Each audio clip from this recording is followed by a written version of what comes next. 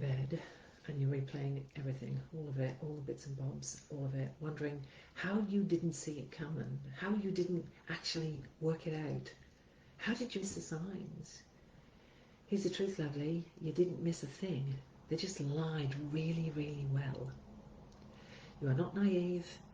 You're just trusting. Maybe, this is somebody you've known for 5, 10, 15 years. Maybe this is somebody who you've believed your entire life. Maybe this is somebody who you thought would never lie to you, would never say or do anything to hurt you. Oh, but my goodness, they are. And that trust that you have inside of you, they have now used against you. They know you will believe them. They know that you trust them. And so guess what? It is really easy to lie to you. When somebody wants to hide something, they can get really good at it. Affairs aren't always obvious, to be honest with you. They're quite calculated. Most of the time when somebody chooses to be disloyal, whether that's an actual physical affair or an emotional affair or one of these lovely cyber affairs where people can justify to themselves what they're doing, maybe they tell themselves the story that, well, I'm only doing this because she won't have sex with me, or well, it's not really an affair because, we haven't even met. We're just on the internet talking. Or, well, I just talked to her. It's not like there's anything going on. So the first thing they do is lie to themselves. The next thing they do is they find ways of justifying that to you. They come up with stories, but not once or twice or 3 times. Sometimes the lies go on for months or years. And each time they do that, they are being deliberate. They don't want to be caught out.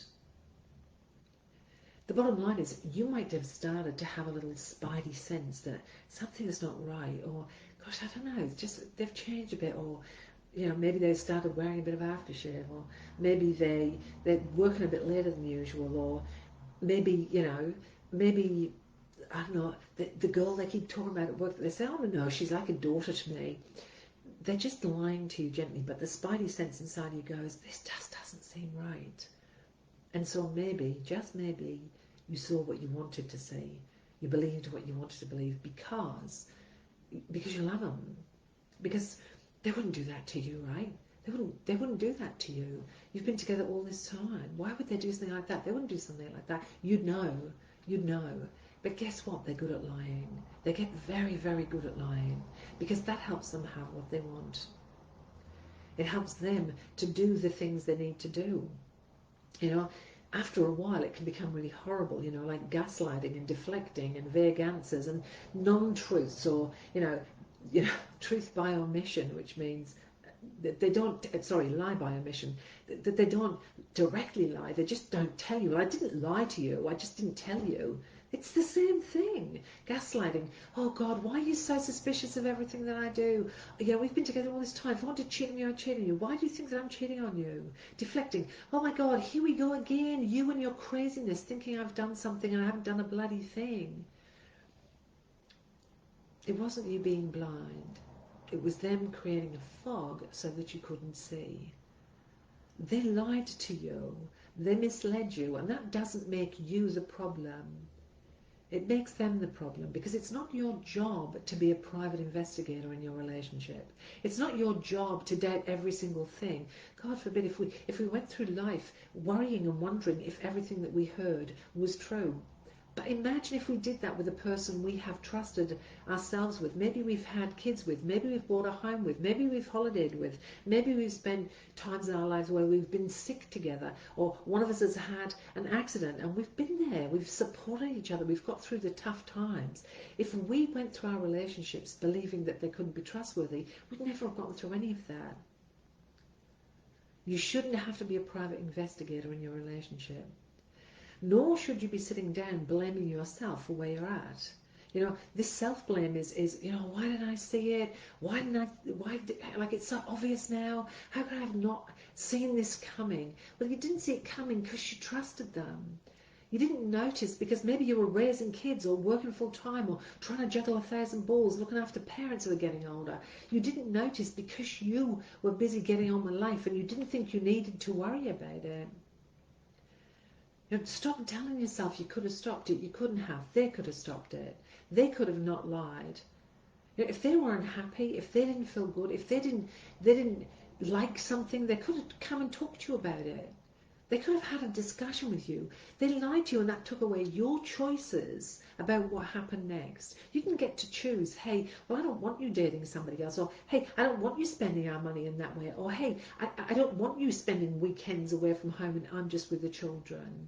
And so you lost the opportunity to actually have a say in what was going on because they took that away from you because they lied to you. The truth is really hard. Unfortunately, some people cheat because they just do. Not because you did anything wrong, not because you failed, but because they have a failure in courage. Because they didn't come to you and say, I'm unhappy, or I'm bored, or I need something to make me feel good about myself, because they weren't honest. It is so hard when you have been betrayed by somebody you love deeply. It surprises me why women then turn on themselves and blame themselves and start telling themselves that somehow they're to blame for what happened. If only they'd noticed, if only they'd said something. It's not your fault. They're the blame where it squarely should be, which is for the other person. If they're unhappy, they could have talked to you. If they needed something, they could have asked for it. If they wanted things to be different, they could have done things differently. Healing through this takes time. When trust is shattered to pieces like this, sometimes that's the end of a relationship. Sometimes it's not. Sometimes people try and pick up the pieces with all the deception that is laid bare and try to move forward. That's a hard road to go down. But some people do. Some people even succeed. Not tons, but some. It's important for you to stop rewriting the history of what's happened as you try to make sense of their deception from you, and start reclaiming your reality. Start being really compassionate with yourself. I didn't know. It's not my fault they did this. No matter what was going on for us, I didn't make this happen. They made choices. It's very important to do that. If you struggle after you have been betrayed in some way, it's important to try and find a pathway forward. My YouTube channel is all about helping women just like you. I do regular Q&A sessions, live ones, so you can watch them on replays, where you can come and ask me questions and I'll try and answer them for you.